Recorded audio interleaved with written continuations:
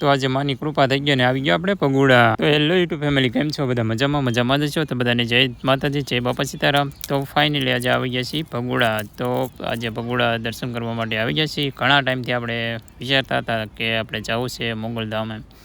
તો જવાનું હતું આપણે દ્વારકા, અને રાતોરાત પ્લાન બદલી ગયો કે આપણે જવું છે આજે પગુડા. તો ફાઇનલી અત્યારે પગુડા જવાનો પ્લાન બનાવી લીધો અને આવી પણ ગયા છીએ અત્યારે.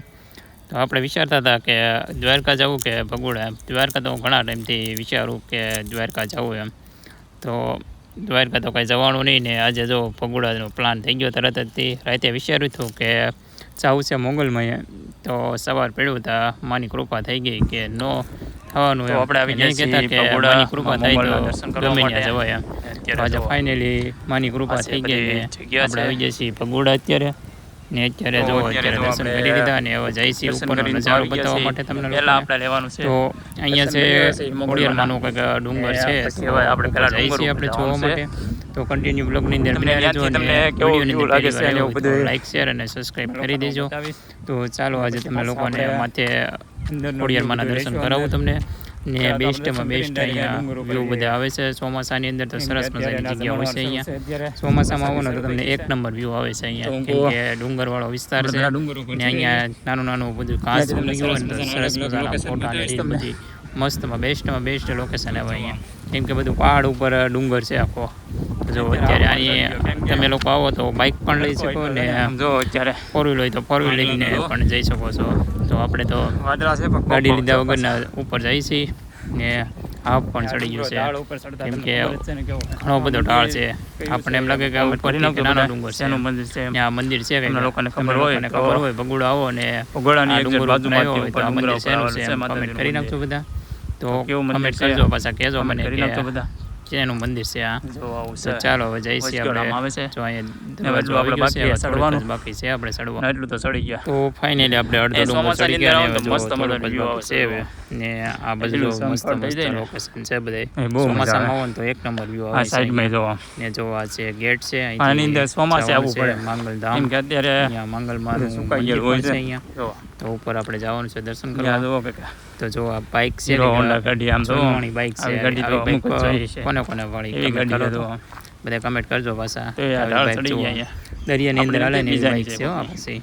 તો આ જો આખો લઈને આવેલો છે, ઢાળ ચડાવીને અહીંયા સુધી લાવેલા છે. તો ચાલો હવે જઈએ છીએ આપણે દર્શન કરવા, કેમ કે તડકો એટલો બધો છે ને ચોમાસાનું 3-4 દીથાની આગાહી આપે છે હજી. વરસાદ પણ સરસ મજાના વૃક્ષ છે, વાદળ છે, થોડા વાદળા થઈ ગયા. તડકો એટલો બધો પડે ને ગરમી, તો આપણને તડકો બહુ લાગે ઉનાળામાં. અત્યારે ને એમાંય આપણે પાણી તો લેવા નથી, થોડાક દિવસમાં આવશે. ડુંગરો ચડ્યા હાફ ચડી ગયો આપણને. વાદળા તો થઈ ગયા છે. બેસ્ટમાં બેસ્ટ વ્યૂ, મસ્ત મજાનું લોકેશન છે અહીંયા. તો ઝાડવાય મસ્ત મજાના કરી નાખ્યા ને હવે જો ઉપર આવી ગયા છે. તો અહીંયા બેસ્ટમાં બેસ્ટ લોકેશન આવશે ઉપર. જો સરસ મજાની જગ્યા છે ને બાજુમાં તળાવ ને એવું બધું છે. આપણે નેક્સ્ટ ટાઈમ આવશું ને ત્યારે તમને આ તળાવ પાસે, તમને આ ડુંગર પાસે લઈ જાય આપણે ધાર ઉપર, કેમ કે ચોમાસાની અંદર આવીએ ને તો બહુ મજા આવે, કેમ કે બધા અલગ અલગ બધા વૃક્ષો બધા થઈ ગયા હોય ને લીલાછમ, તો તમને બહુ મજા આવે. અને નાનું નાનું ઘાસ હોય ને તો એક નંબર વ્યૂ આવે. તો આપણે પાછા નેક્સ્ટ ટાઈમ આવીશું ને ત્યારે તમને લોકોને બધી બાજુ હું તમને જોવા લઈ જઈશ ને કન્ટિન્યુ બ્લોગની અંદર બન્યા રહેજો. હજી જો આ બાજુ મંગલમાના દર્શન કરાવું છું તમને. તો બધાએ મંગલમાના દર્શન કરી લેજો ને કમેન્ટમાં જય મંગલમાં લખી નાખજો. જો મસ્ત મજાનું બેસ્ટ વ્યૂ આવે છે જો મંદિરનું. તો આ બધી પાર્કિંગ માટે બધી જગ્યા છે ને સામે છે એ મંદિર છે. તો જો કેવું સરસ મજાનું મંદિર છે અહીંયા. ને ધજાના દર્શન કરી લેજો. જો મંગલમાના ધજાના દર્શન કરી લેજો બધા. ને આ બાજુ બધી ચારો બાજુ વાડી આવેલી જ છે. જો આમ બધી બેસ્ટ લોકેશન આવે. ચોમાસામાં આવું તો તમને લીલું છમ એક નંબર વ્યૂ આવે છે. ને હજી આપણે નીચે જવાનું છે દર્શન કરવા માટે, કેમ કે આપણે ઉતાવળે દર્શન કરીને પછી અહીંયા વહી આવ્યા, કેમ કે હમણાં પ્રસાદનો ટાઈમ છે.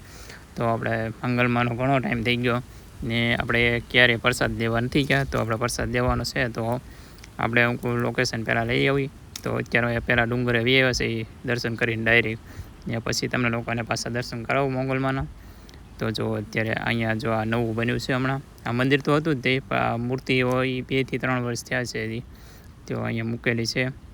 કેમ કે ત્યાં જવા નથી દેતા. અહીંયામાં હજી ના પાડે છે કે ત્યાં કોઈ નથી જવા દેતા, કેમ કે નીચે ઉતરવાની મનાય છે એટલા માટે. હવે જો આપણે જઈશું નીચે તો આપણે દર્શન કરી લીધા. અને અહીંયા ઘણું બધું મસ્તમાં મસ્ત લોકેશન છે. અહીંયા ક્યારેક એકવાર અવશ્ય વિઝિટ કરજો.